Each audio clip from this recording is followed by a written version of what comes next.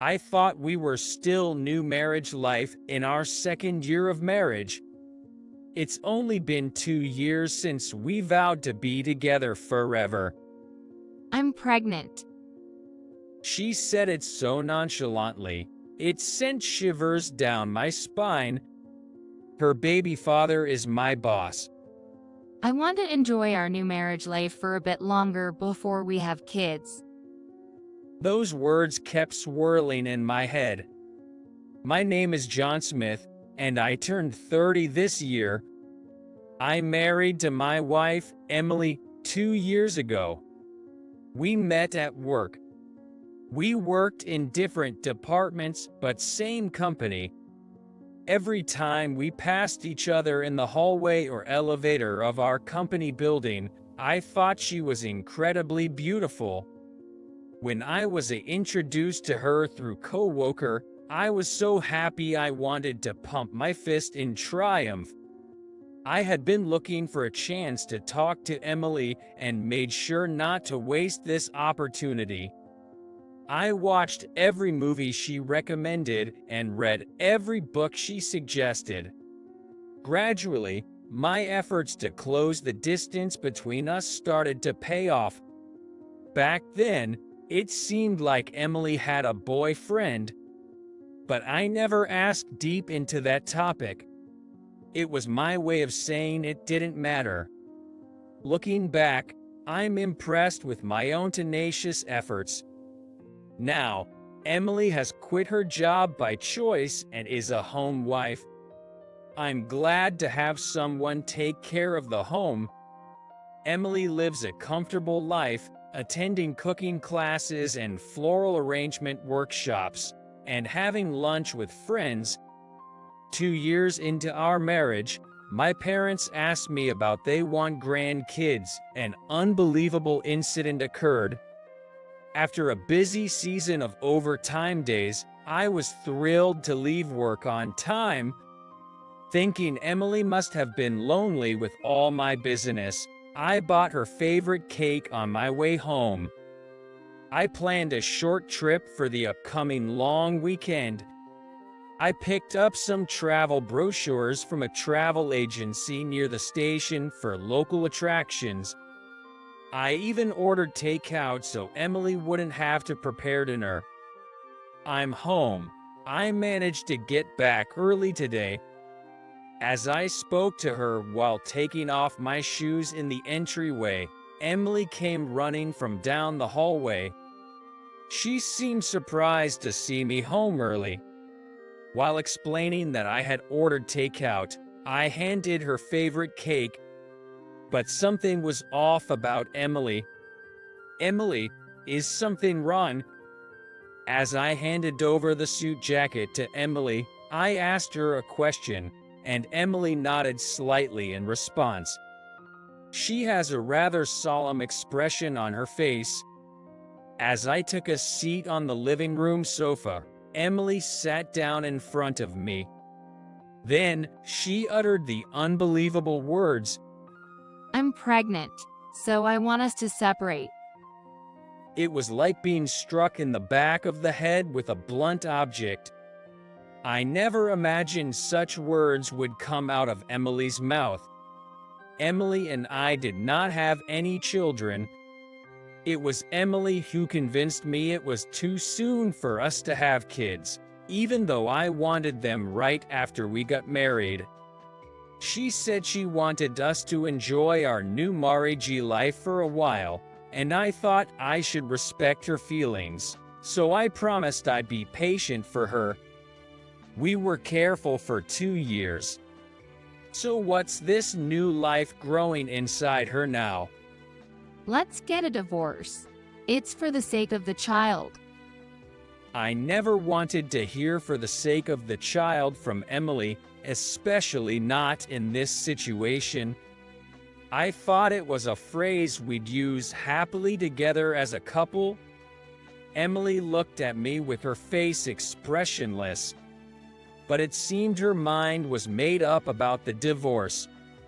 Please sign this. For the sake of my child, let's get a divorce. Emily spread a document in front of me. It was a divorce paper, already signed by Emily. In the witness section, her parents' signatures were there. So, she had already discussed it with her parents. I wanted to demand to know who the baby father is, but I couldn't lose my composure here. I have my pride too. You're serious about this? When I asked, Emily nodded firmly. After that, I just remember focusing on not letting my hand shake as I held the pen. After I signed the divorce paper, she carefully folded it as if it were something precious. She seemed to have packed already, grabbing a large suitcase and heading to the door. I couldn't think of anything to say to Emily as she was about to leave. She never looked back at me. I could tell from her expression that she had no feelings left for me.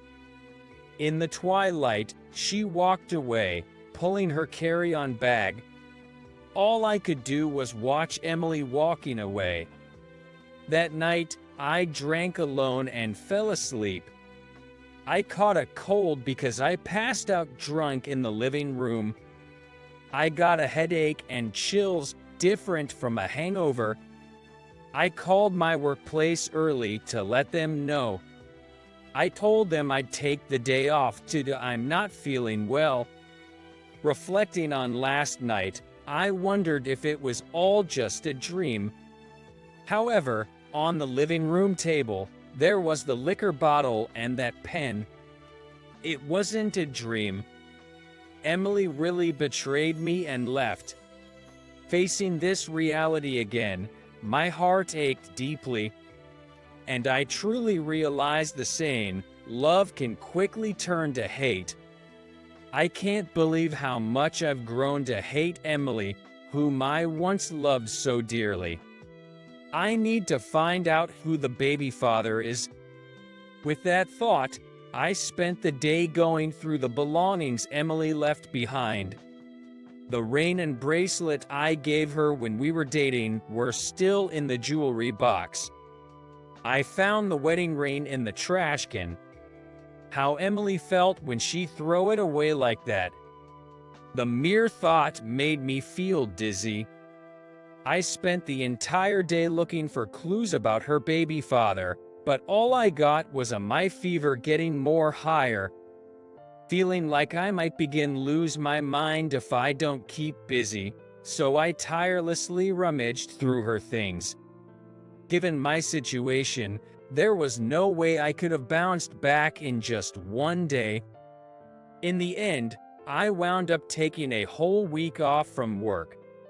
When I finally felt well enough to return, for some reason, my coworkers already knew about my divorce. I hadn't even told General Affairs yet. Feeling better, Smith? Getting sick over a mere divorce? Man, you're soft. My direct boss, whom we'll call Andrew Turner, came over to my side and started to smirk. Turner always nitpicking to me about the stupidest things.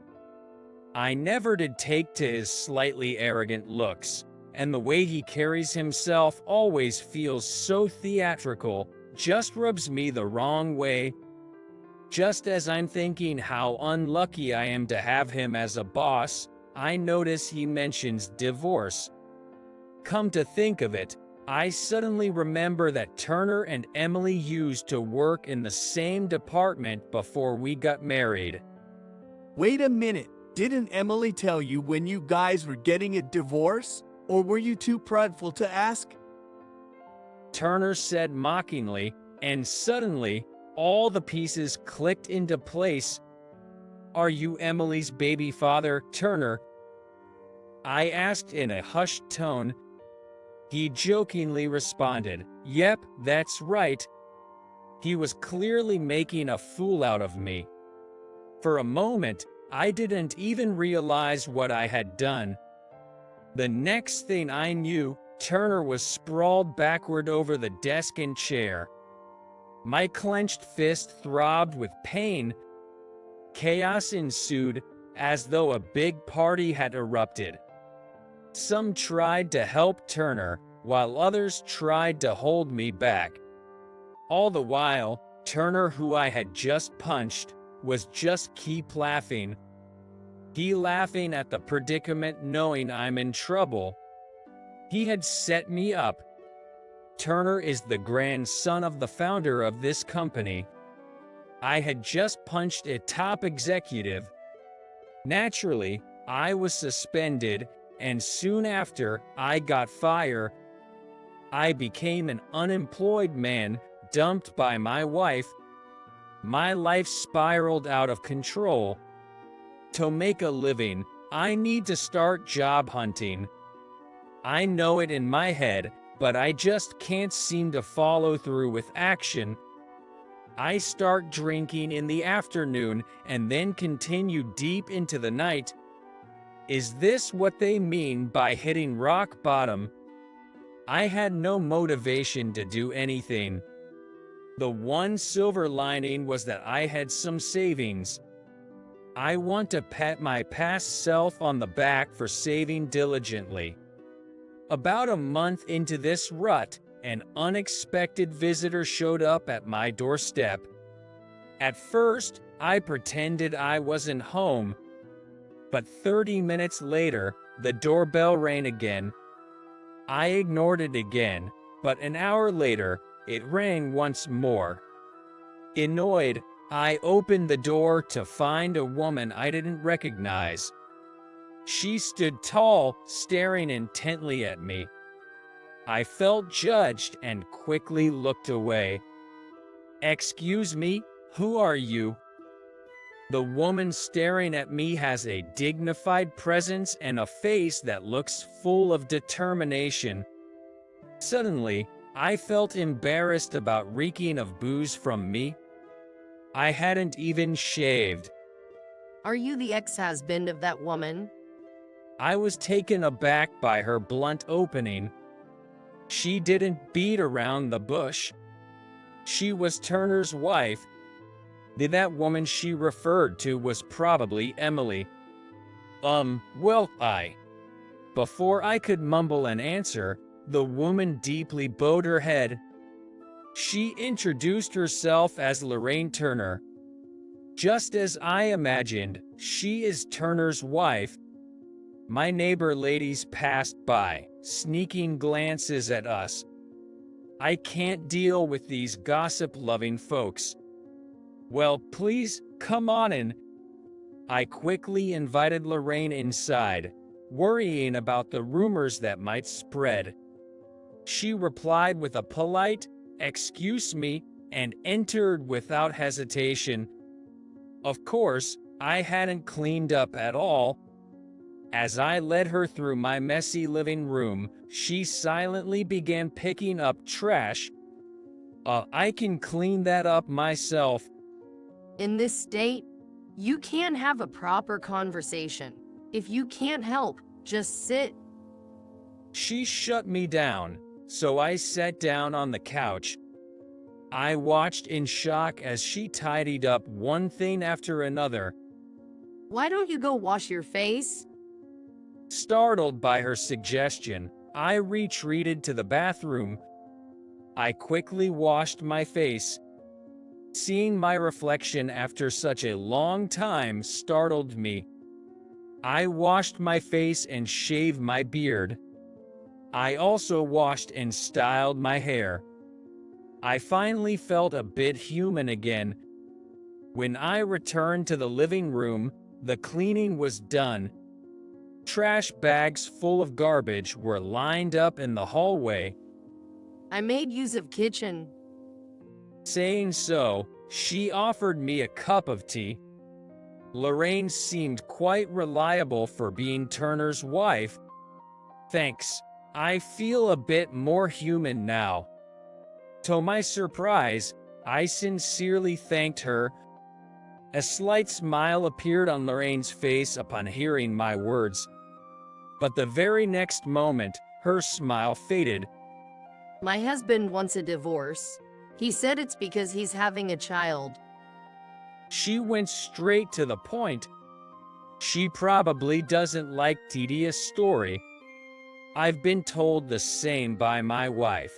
We're already divorced. When I said it's none of my business anymore, she let out a big sigh. It seems like Andrew's cheating isn't a recent thing. The previous affair scandal was settled with money, and it seems that the other party was the Emily before too. After receiving the settlement, Emily quickly married me. Lorraine said she was told that Emily married me as proof that her relationship with Andrew was over. This time, it seems Emily wasn't going to settle for money. From the tone of Lorraine's voice, I thought she still loved Andrew. She probably wants to eliminate Emily from the picture. Let me get this straight. Do you want to get back with Andrew after all this? Twice he cheated with the same woman, and now they even have a child. Would she still cling to such a man? Asked about the possibility of not divorcing, Lorraine looked somewhat surprised. Her expression was as if the idea of divorce hadn't even crossed her mind. You think you can start over from this? I admit, it was a bit of a mean way to put it, but her demeanor and reactions piqued my interest. I wanted to know how Lorraine would respond. She chuckled lightly and said, "Well, we are married after all." For some reason, I felt engulfed by a sense of defeat. In the end, I decided to send Lorraine home that day and agreed to talk things over again later. The day after Lorraine visited, now Andrew showed up. He had apparently heard from Lorraine that she had visited me yesterday. Since he was a former boss, I reluctantly let him into the living room. Andrew then looked around the living room and laughed. Is something funny? Lorraine tidied up, didn't she? Andrew said with a laugh that seemed to find the whole situation amusing. I hadn't noticed, but apparently, the way things were tidied up had her signature all over it. It irked me how they seemed to exude this understanding, married couple vibe. When I asked him what he wanted, Andrew said he had a favor to ask of me. He wanted me to convince Lorraine to divorce him, which caught me completely off guard. According to Andrew, Lorraine couldn't have children. He liked kids and there was the issue of an heir. It was a stroke of luck that Emily got pregnant. He said if I could persuade Lorraine to agree to a divorce, he'd reward me and placed a thick envelope in front of me. His attitude of trying to solve everything with money made me nauseous. I want kids, you know. It's not possible with Lorraine. I reached my limit at Andrew's words. I grabbed him by the collar, but he was still smiling. Maybe he thought he wouldn't get hit twice. Just as I was about to swing my fist, a soft hand gently enveloped my raised fist. Is he even worth hitting, my husband? Lorraine said she had followed Andrew. The front door was wide open. That's careless. As I lowered my raised fist, I replied, yes. Using momentum, I let go of the collar I had been holding. You want a child, don't you? Lorraine looked up at Andrew and muttered. As Andrew nodded, she took out a document from her bag.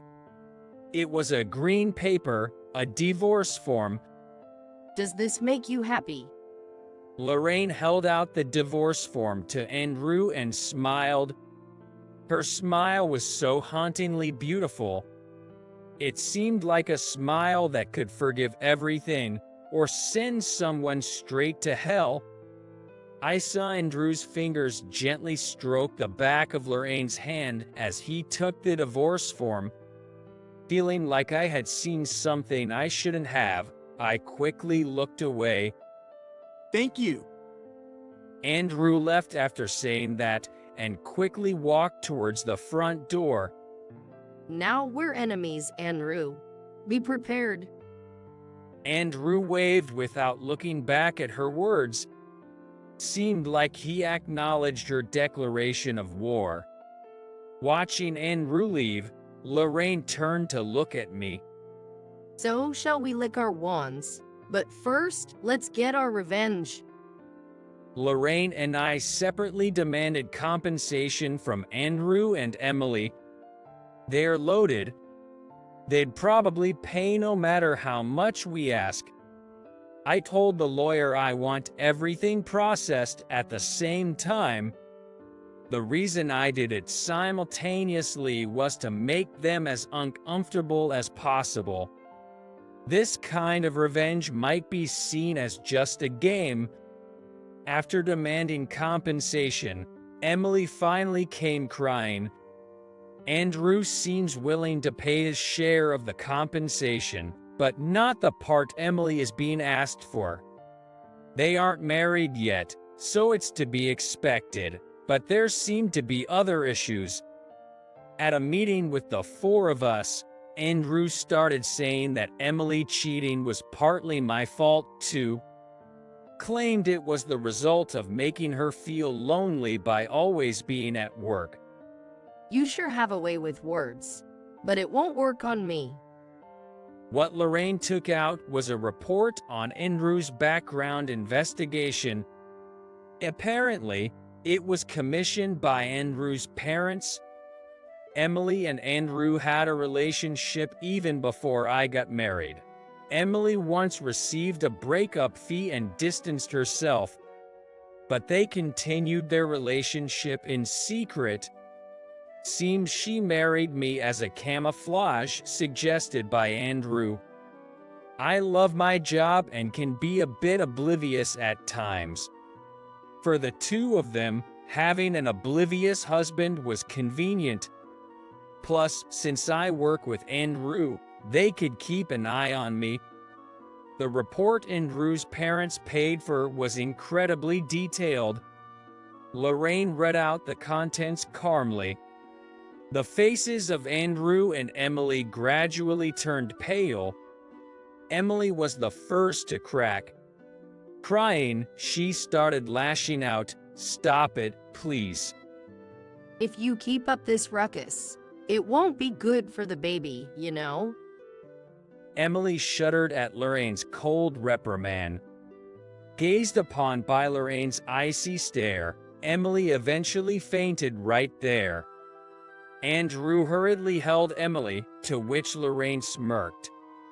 Giving up already? What a pity. I think Lorraine genuinely loved Andrew. Love and hate are two sides of the same coin. The depth of love matches the depth of hatred. Andrew seemed to understand that too.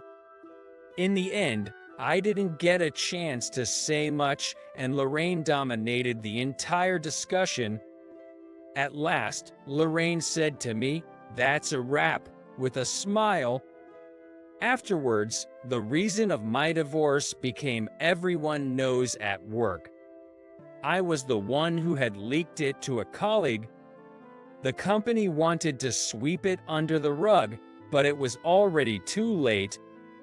In the end, Andrew was pushed into a dead-end job and lost his place both at work and within the family. Emily, who remarried, is struggling with her mother-in-law.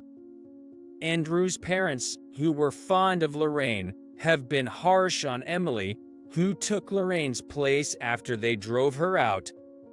I think it's what they deserve. When all the issues, like the alimony, were settled, I asked Lorraine to go out for tea. She told me that she was living alone and working at a friend's company. Since I can't have kids, I've got to be independent.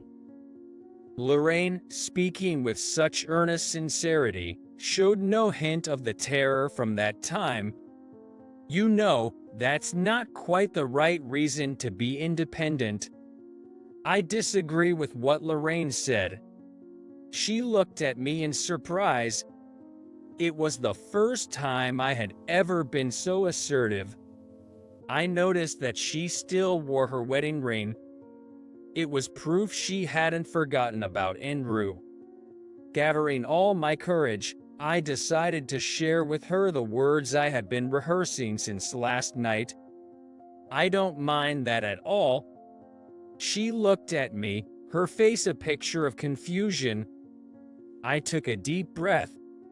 And then, I asked her to wait until I got a job because I wanted to be Lorraine's boyfriend. Lorraine and I will definitely work out.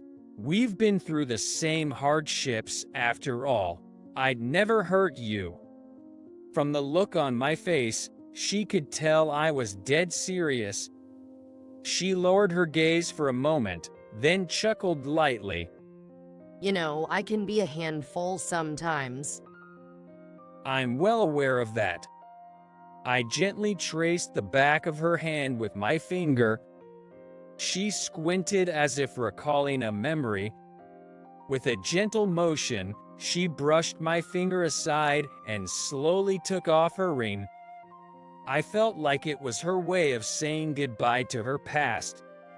Then, her fingers softly touched the back of my hand. Her slender fingers gently caressed the back of my hand. I felt her love flowing into me from the tips of her fingers.